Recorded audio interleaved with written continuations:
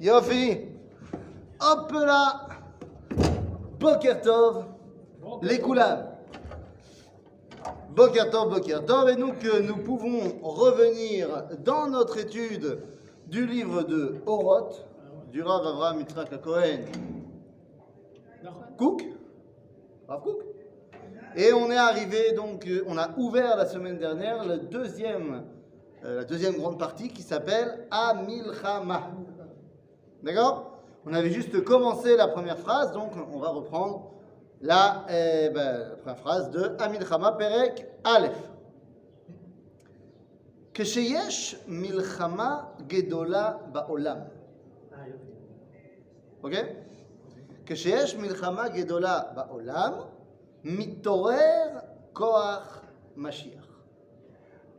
Donc on a expliqué la semaine dernière qu'on aurait dû rajouter que Kechol sheyesh milchama yoter gdola ba'olam, az yoter mitorer koach Mashiach. C'est-à-dire, c'est vrai, nous dit le Rav, quand il y a une grande guerre dans le monde, se réveille la force messianique.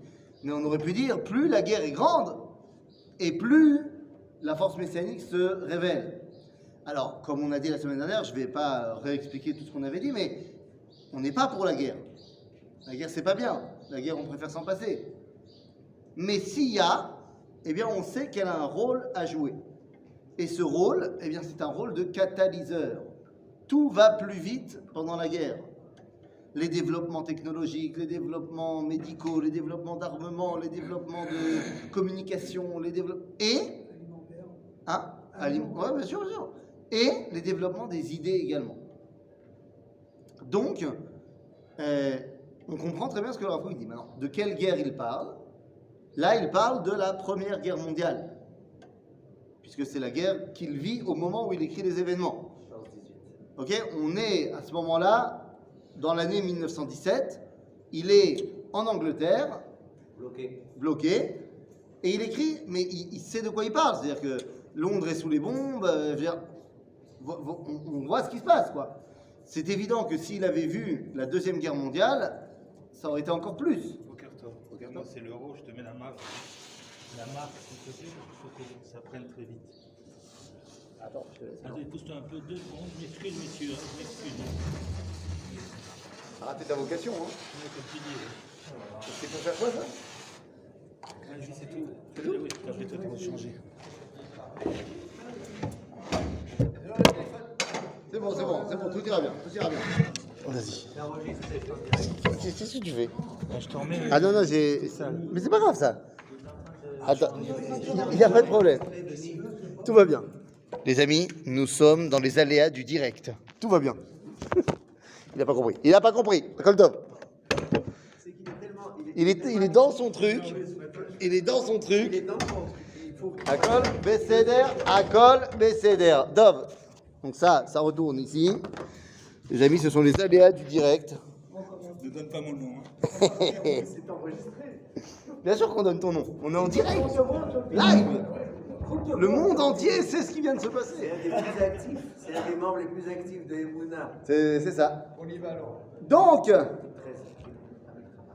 Donc, Sheesh Milchama Gedola Ba'olam Mitorer, donc on a dit Koach Mashiach. On parle donc de la Première Guerre mondiale. Qu'est-ce qui s'est réveillé à la fin de la Première Guerre mondiale? On a dit la déclaration Balfour. Oui. La déclaration Balfour. Après, 1917. En 1917, c'est pas, la guerre n'est pas terminée. je veux dire, après la Première Guerre mondiale. C'est même pas après, c'est pendant. Pendant 1917. En 1917. Ok, donc la guerre n'est pas terminée, et pourtant on a déjà la déclaration Balfour. D'accord? Entre parenthèses, la déclaration Balfour, comme vous le savez, n'a failli jamais voir le jour. Eh oui, parce que Lord Balfour est bien sympathique, il a beau être pro l'idéal sioniste, mais il va faire une tentative auprès des Juifs de Londres, en leur disant ce qu'il veut faire. Et quand il reçoit un non catégorique de la part des Juifs de Londres qui lui disent « Non mais ça va pas la tête, nous on est très très bien en Angleterre, on veut pas du tout », donc il se dit peut-être que finalement ça vaut pas le coup, jusqu'à ce qu'on lui dise qu'il y a un rabbin de Palestine, et c'est comme ça qu'on appelait à l'époque, qui est à Londres à ce moment-là. Et donc on dit peut-être ça vaut le coup d'aller lui rendre visite, et donc il va voir le Rav Kook, et le Rav Kook va lui expliquer. C'est lui qui va voir le Rav Kook.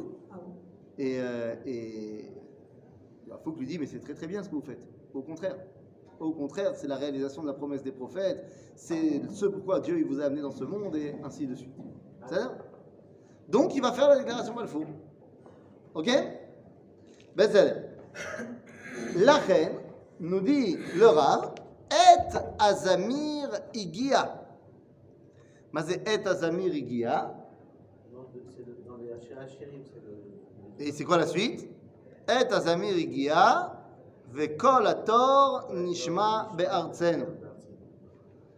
Quand il écrit. Le temps de la revanche, un truc comme ça, non? Pourquoi la revanche? Zamir, c'est pas quelque chose de. Non! Zamir, c'est un signal. Et Azamir Igia, Vekol Ator Nishma Be'artzenu. C'est-à-dire, quand le Rav Kook il écrit ça, alors qu'on sait que le Rav Kook est un élève du natif de Vologine, qui lui-même est le digne héritier du Beth Hamidrash du Gaon de Vilna, eh bien ça fait référence évidemment au livre Kol Hator. Kol Hator, c'est quoi ce livre? C'est quoi ce livre? Tu connais? Il existe. Le Rav Ackerman, il sourit le cite. Ah ben, il faut citer ce livre-là tout le temps. Le livre des élèves du Gaon de Vilna. C'est Rabbi Hillel Mishklov, Rabbi Israël Mishklov, qui écrivent ce livre-là, en fait, qui sont un compte-rendu de la mise en pratique de ce que le Gaon leur avait dit de faire lorsqu'ils reviennent en Eretz Israël. Et pourquoi ils ont appelé le livre Kol Hator? C'est vrai qu'il y a marqué dans Shir HaShirim Et Azamir Igia avec Kol Hator Nishma Be'artzenu, mais on a aussi un jeu de mots, puisque le mot Tor n'a rien à voir avec un dieu nordique. C'est quoi? Oui, c'est un oiseau, c'est Nachon. Mais ça, c'est pas un jeu de mots, ça c'est la traduction du mot. Le jeu de mots, c'est que le mot Thor veut dire en gematria, en valeur numérique, l'année 1840. Shnat Tav Resh. Thor Tav Resh. Tav Resh, ça fait 600. Donc en fait, on a raccourci, c'est 5600. C'est-à-dire, et 5600, c'est 1840. Pourquoi c'est important? Eh bien parce que, d'après le calcul du Gaon de Vilna, c'était l'année de la Géoula. Pardon? Sans le Vav. Oui, sans le Vav. Sans le Vav. Pardon? Non, c'était l'année de. 1840. Qu'est-ce qu'il y a eu en 1840? Alors, qu'est-ce qu'il y a eu en 1840? Il y a eu la révolution industrielle. Jacob. Ok? Ça veut dire que le monde s'est développé de manière exponentielle à partir de ce moment-là. Pour le Gaon de Vilna, qui vit avant, il dit, cette année-là, ça sera l'année de la Géoula. Maintenant, il a raison ou il n'a pas raison? Il a raison, dans les faits, il n'y a pas encore la création de l'État d'Israël. Il faudra attendre 100 ans, 108 ans. Mais il a raison parce que le fait que maintenant, eh bien, le monde soit développé de manière extraordinaire, et ça va d'une vitesse incroyable, je veux dire, imaginez-vous les avancées technologiques, scientifiques, ce que tu veux, qu'on a eu en 100 ans entre 1840 et 1940, il a fallu 1000 ans pour arriver à ça avant. C'est-à-dire, c'était vraiment incroyable.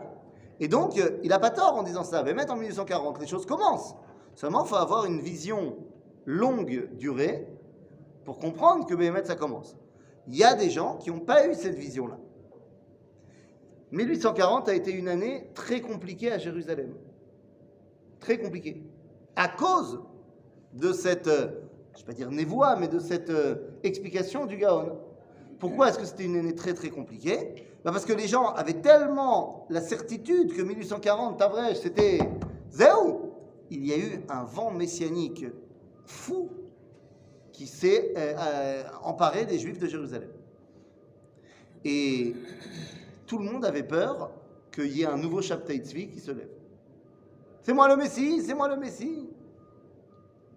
Si bien qu'un des rabbinés Yerushalayim est rentré dans la synagogue de la Chourva, a ouvert le Haron HaKodesh, a sorti un Sefer Torah et a prêté serment au nom du Dieu d'Israël, Shelo Yavi et Hamashiach Hashana. Et je ne me rappelle plus du nom du rabbin.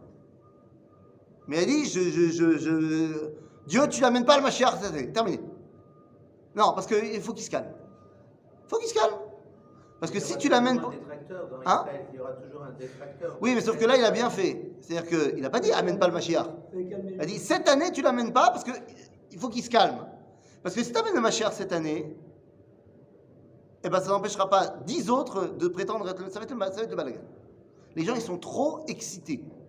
Agave, entre parenthèses, bon, je ne sais pas si Akadosh Baruch Hu, il a écouté ce rabbin ou pas écouté ce rabbin, mais en tout cas, il n'a pas amené le Mashiach cette année-là. Et ça a créé énormément de problématiques. Il faut savoir que 2 des élèves du Gaon de Vilna qui sont venus ont été tellement déprimés qu'ils se sont convertis au christianisme. Dans l'absolu, ça se comprend. Ils ont dit, bah voilà, c'est la fin des haricots.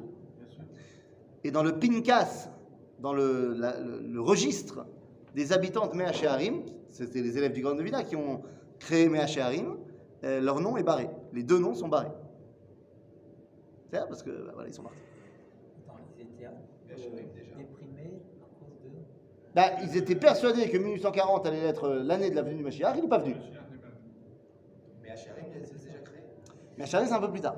Oui. Oui, tu peux là. Bah, ils ont continué à vivre. Après, je te dis, quand ils ont continué à vivre. Les élèves qui ont créé. Ça C'est va un choc sur plusieurs années. Oui, bien sûr. Bah, attends. Maintenant, c'est très. Agave, il y a un autre élève qui s'est lui converti à l'islam et qui a construit une mosquée juste à côté de la Khourva. C'est pour ça que quand tu arrives dans le Rova à Yehoudi, dans la vieille ville, tu vois la Khourva et juste à côté, il y a un grand minaret. Ouais. Ben voilà. C'est un juif qui l'a fait. C'était un juif qui a décidé de ne pas faire que du bien. Ça l'air. C'est pour le brassage culturel, c'est pour que les guides aient des choses à dire. Hein? Tu ne l'avais pas dit quand on avait fait le tour. Je peux pas tout dire. Ah, il faut. Il faut garder des choses dans la boîte secrète. Ça l'air.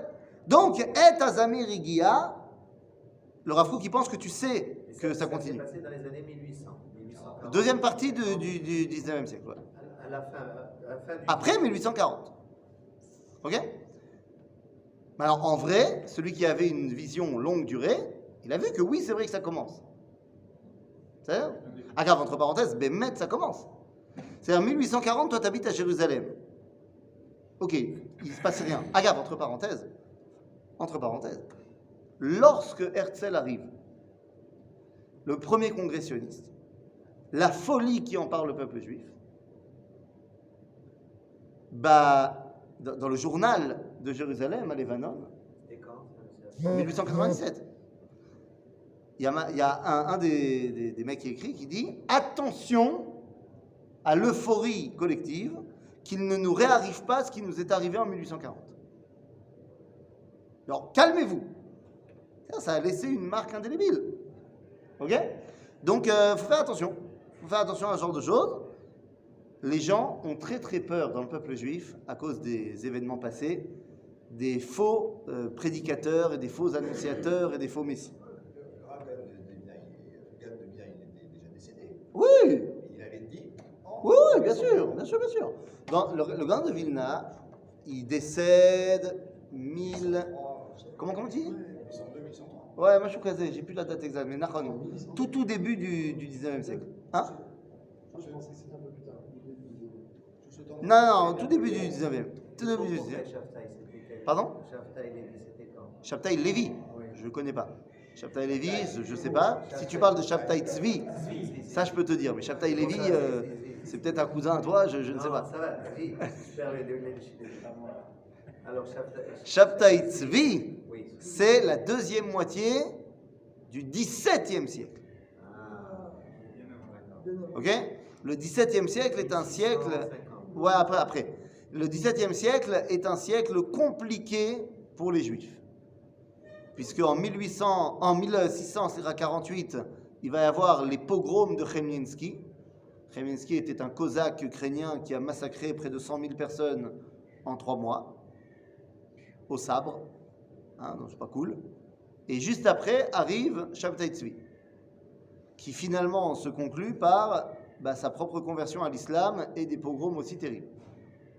Donc pas génial. Et ce Cosaque, Chmelnytsky? c'est un juif. Non. Lui, c'est Stam, un goy qui n'aime pas les juifs. Tu sais, aujourd'hui, malheureusement. Non, on a eu des juifs qui ont été pourris, qui se sont convertis et qui ont été pourris. On a eu ça. Mais pas lui. Lui, il est goy de base. Les juifs Non, lui, il est non-juif de base. Ça. Maintenant, en Bretagne, donc si tu veux, ça a laissé des marques terribles. Le 18e siècle, c'est plus calme, mais on est extrêmement en stress de ce qui s'est passé. Donc au 18e siècle, il y a plein de rabbinim qui écrivent des choses extraordinaires ou qui font des choses extraordinaires, et à chaque fois, les rabbins qui font moins, ne sont pas acteurs, les accusent d'être des descendants de Shabtai Tzvi, des élèves de Shabtai Tzvi. Donc on va accuser Rabbi Yehuda Chassid lorsqu'il vient avec 1500 personnes en Israël, qui construit la Beth Knesset à Chourva, tout ça, on l'accuse d'être Shabtai. Lorsque le Ramchal il écrit ce qu'il écrit, on l'accuse d'être Shabtai. Il arrive en 1700. 1700. C'est-à-dire, Bekitsour, Balagan Gadol. Quoi qu'il en soit, donc le Gaon de Vilna, avant les événements, il a, grâce à son étude de la Torah, il écrit un commentaire du Sifra d'Etzniuta, donc du Zohar, et là-dedans, avec un calcul qu'il a fait, il est arrivé au résultat que Shnat Tavresh, 1840, ce serait Shnat HaGeoula. Il a également donné le jour de la Géoula, et il a dit que le jour de la Géoula, par rapport à un calcul qui est fait selon le Midrash qui nous explique comment Akadosh Baruch Hu il a créé Adam Arishon, eh bien, un calcul, c'est un calcul qui n'est pas si compliqué que ça à faire. Il explique que c'est quand que Adam Arishon kam al raglav, c'est-à-dire, il dit, si on calcule en fonction des heures de la journée qui sont mises en place dans le Midrash, et que tu les fais correspondre aux années de l'histoire, eh bien, ça donne 1948. Ah, 1948. 1948. C'est 1840. Alors, c'est pour ça qu'il a donné deux dates. Il a dit 1840, c'est le début du processus. 1848, c'est Kam al-Raglav. C'est-à-dire, évidemment qu'il n'a pas vécu les événements. D'accord? Ça va pas? Le Harizal, encore 200 ans avant, le Gaon de Vilna, lui avait donné le jour. Il avait dit que la Géoula, ce serait le 5 Iyar. Qui a dit ça? Le Hari. Entre parenthèses, le Gaon qui connaissait l'enseignement du Hari, eh bien, dira à ses élèves de reconstruire la synagogue de la Chourva, évidemment, c'est une des missions qu'ils ont, qui avait été détruite par les Arabes, tout ça, mais il leur dit que l'inauguration doit être faite le 5 Iyar, parce que c'est Yom HaGeoula. Et lorsque ils le font, eh bien, ils écrivent dans Kolator, dans le livre Kolator, que Kulam irgishu nifretza peretz rishon bachoma shel barzel shemavdila ben Knesset Israël lakadosh baruch hu me'az hachurban. Ils ont ressenti que la première brèche a été ouverte dans la muraille de fer qui avait été érigée entre le peuple juif et Dieu depuis la destruction du temple. Pas mal. Le Chazoni, c'est quelle période? Oh, Razonish, c'est le 20e siècle. Déjà beaucoup plus. 20e siècle. Il est arrivé en Israël. Ouais. Il arrive en Israël, le Razonish, il devient le manig du monde orthodoxe dans les années 50, du 20e siècle. Rabbi Ishayahu, Karelitz. Karelitz. Carlite? Karelitz. Carélite? Non, Karelitz. Carélite? Mais en un mot. Carélite. Ah, quand c'est des noms ashkénazes, c'est pas facile, hein? Non. Non, non. Donc, tout ça pour dire que Et Azamir Igia. Zamir Aritzim. Ken, c'est Zamir Aritzim. C'est le temps des dictateurs, le temps des dirigeants durs. Aval. Hareshaim nikradim mina olam. Ve'aolam mitbasem. Le mal est en train d'être battu et le monde s'embaume. Bon, s'embaume. C'est-à-dire, maintenant, évidemment que quand on lit ça et qu'on sait qu'il y a eu derrière la Deuxième Guerre mondiale, on se dit, allô, mais c'est pas grave, parce que le Rav Kook parle de cela, mais ça ne veut pas dire que ça se fait en un claquement de doigts. Il dit, il y a un processus qui amène à finalement la fin du mal. Évidemment que ça va prendre plus de temps qu'un claquement de doigts, mais c'est vrai que le fait qu'à la fin de la Première Guerre mondiale, le monde soit conscient qu'il faut essayer de faire la paix dans le monde et créer la SDN, c'est bien. Alors évidemment, ça ne va pas marcher, parce que finalement, il y aura 19 ans plus tard la Deuxième Guerre mondiale et ça ne va pas marcher. Mais après la Deuxième Guerre mondiale, on va passer à un autre cap avec l'ONU. Et l'ONU, il fait des bonnes choses et il fait aussi des mauvaises choses. Et il faudra passer à un autre cap lorsqu'on fera passer le siège central de l'ONU de New York à Jérusalem. Il y a un truc comme ça. בוודאי. מה? l'ONU à Jérusalem. בוודאי. Non, exagéré. Mais homme de peu de foi. Attends, pendant la Shoah, tu aurais dit quoi? Mais enfin, avoir un État, il faut pas c'est quoi le problème? C'est qu'il n'y a pas de place? Non, l'ONU, c'est des nations. Bien sûr. Mais j'ai pas compris, quel est le centre du monde? Ils veulent internationaliser Jérusalem. Excuse-moi, quel est le centre du monde? L'endroit duquel sort la parole de Dieu, c'est où? C'est Jérusalem, on est d'accord? Donc, je ne trouve pas ça complètement aberrant de dire qu'à un moment donné, les nations comprennent que la parole de Dieu sort de Jérusalem et que donc l'organisation qui s'occupe des nations... Ça, c'est quand Mashiach va venir. Ah, j'ai pas dit que c'était demain. J'ai dit on passera à une autre étape lorsqu'on fera passer l'ONU, le siège central de New York à Jérusalem. En attendant, Mais j'ai pas dit le contraire. Je dis qu'il y a une étape comme ça. Agave, c'est ce que nous disons et ce que nous allons dire d'ici quelques mois.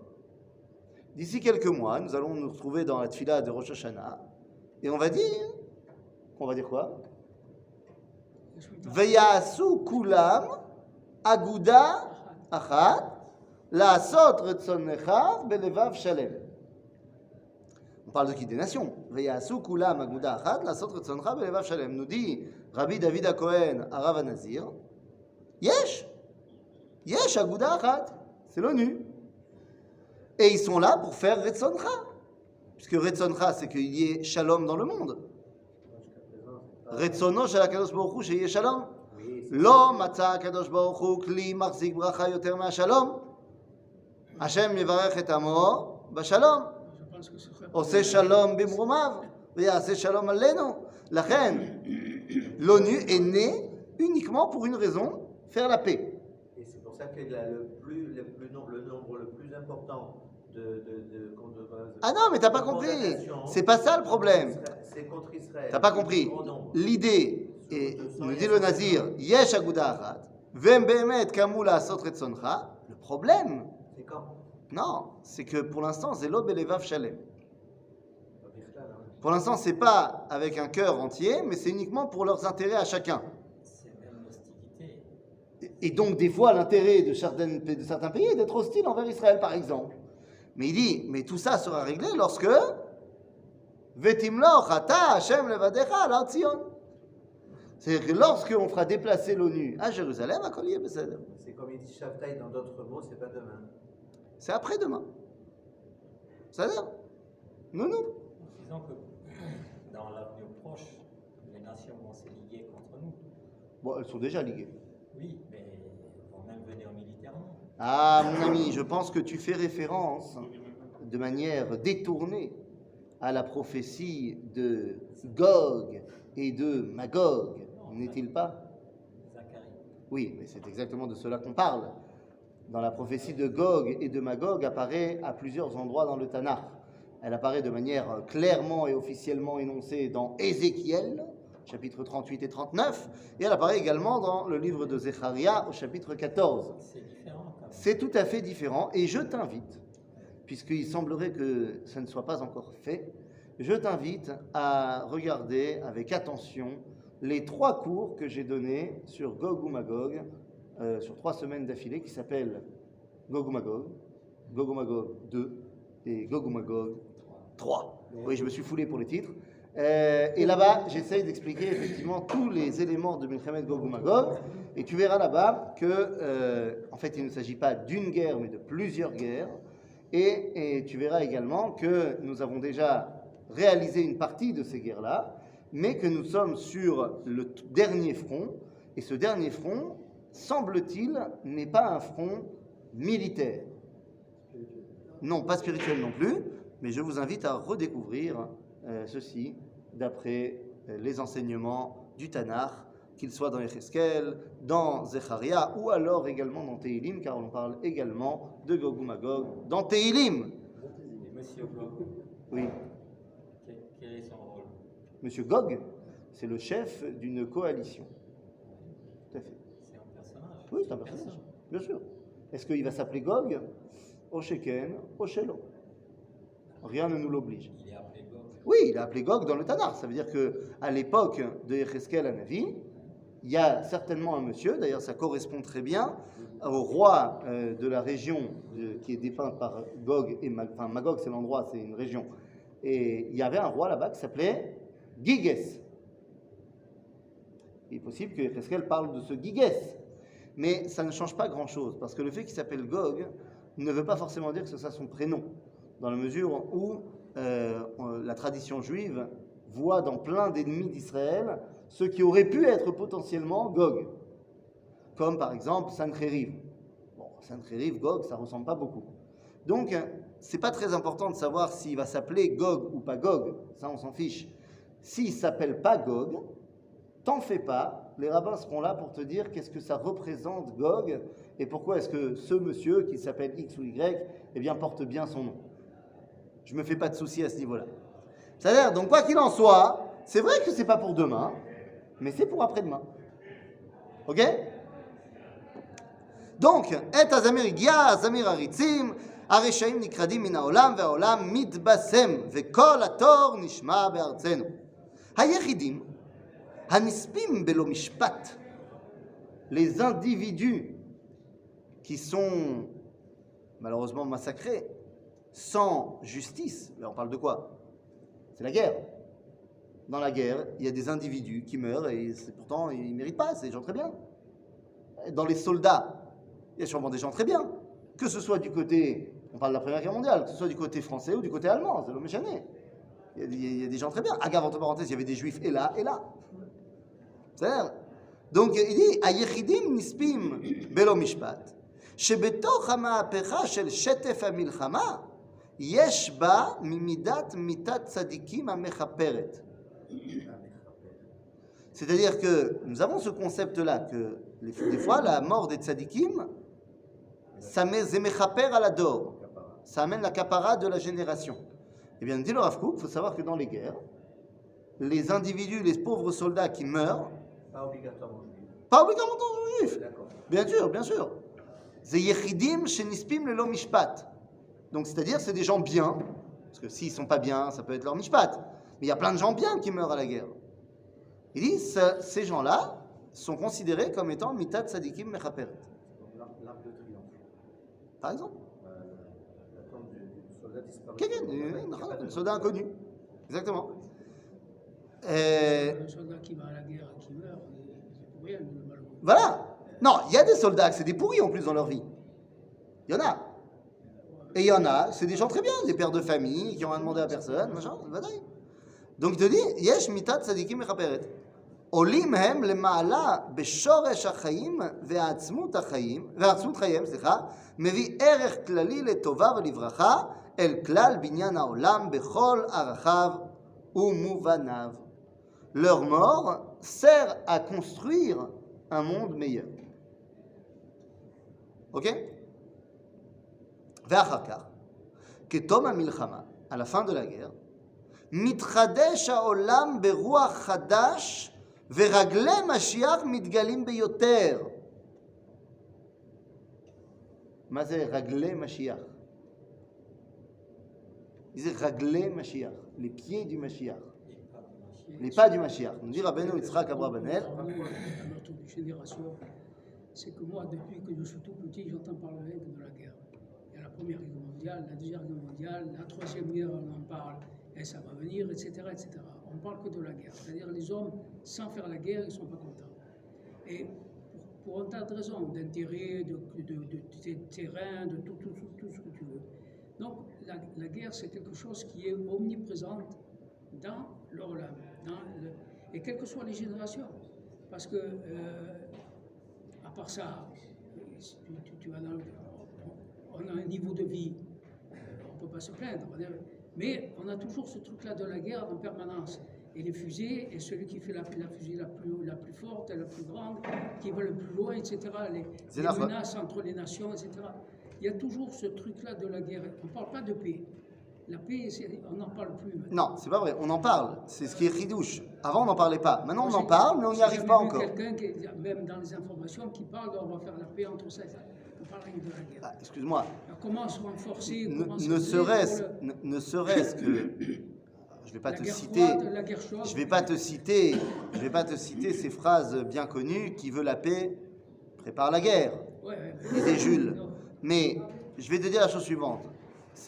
Tu vois bien que non, il y a des hommes qui œuvrent à faire la paix, ne serait-ce qu'en Israël. Il y a des hommes de paix, mais ces hommes-là, ils sont pas Global Team. Ils sont pas. Global Team, je sais pas. Moi, je connais un homme qui a fait la paix avec plusieurs pays arabes ces dernières années. Je connais des pays entiers qui cherchent à normaliser leurs relations avec d'autres. C'est pas mal, mais ça ne suffit pas. Ça suffit pas. Il faut que ça aille encore plus loin. Bezrat Hashem. Bezrat Hashem, je te rappelle quand même que ça fait, si je ne m'abuse, près de 80 ans qu'il n'y a plus eu de guerre en Europe. C'est pas mal. Pour un continent, hein? À Sarajevo, c'était une guerre interne. C'est deux populations au même endroit qui se sont disputées entre eux. Je veux dire, c'était pas une guerre entre des pays. Hein? Oui, c'était une guerre civile interne. Ça fait longtemps. C'est ça, je veux dire, c'est pas mal. Il a fait, donc je dis, il faut être confiant. Giscard d'Estaing, oui. Je pense, quand il était au pouvoir, il avait parlé de ça. Il a dit, les chefs d'État, ils prennent sur eux, parce que ça éclate. Ils prennent sur eux lui-même, il n'avait pas, donc il y a 50 ans. D'accord. Donc, il y a la guerre, mais on parle toujours de possibilités. C'est d'accord. Bekitsour, on a encore du boulot et on n'a toujours pas fini notre premier chapitre de Hamilchama. On terminera la semaine prochaine. Zagmo. Ça y est de comprendre.